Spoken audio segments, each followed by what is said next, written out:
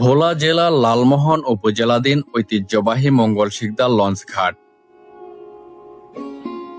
এটি শুধু একটি ঘাট নয়, বরং এ অঞ্চলের মানুষের জীবনের সাথে জড়িয়ে থাকা এক টুকরো ইতিহাস। নদীর বুকে দাঁড়িয়ে থাকা এই ঘাটকে ঘিরেই প্রতিদিন সকাল বিকেল জমে ওঠে প্রাণচাঞ্চল্য। এখান থেকে খুব সহজেই যাত্রীরা চলে যান ঢাকার উদ্দেশ্যে।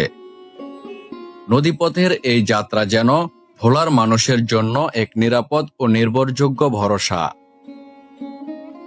ঘাটের চারপাশে চোখ মেললেই দেখা যায় প্রাকৃতিক সৌন্দর্যের এক অপরূপ দৃশ্য। বিস্তীর্ণ নদীর ঢেউ, তার উপর ভেসে বেড়ানো মাছ ধরার ছোট ছোট নৌকা, এ যেন এক জীবন্ত চিত্রকর্ম। এখানকার সাধারণ মানুষের জীবনযাত্রা সহজ সরল। কেউ নদীতে মাছ ধরে, কেউ বাজারে ব্যবসা করে, আবার কেউ খেটে খাওয়া শ্রমের মাধ্যমে সংসার চালায়। বিকেলের দিকের যখন সূর্যাস্তের রঙিন আভা নদীর পানিতে খেলা করে, তখন এই ঘাটে বেড়াতে আসেন স্থানীয় লোকজন। শান্ত নদীর বুক আর চারপাশে প্রাকৃতিক সৌন্দর্য যেন মুছে দেয় দিনের ক্লান্তি। মঙ্গল শিকদার ঘাট শুধু যাতায়াতের স্থান নয়, এটি মানুষের স্মৃতি, সম্পর্ক আর জীবনের গল্পে ভরা একটি জায়গা। নদী, নৌকা, জেলে, গৃহপালিত পশু আর সাধারণ মানুষের হাসি আনন্দ, সব মিলিয়ে এই ঘাট যেন এক অনন্য জীবনচিত্র।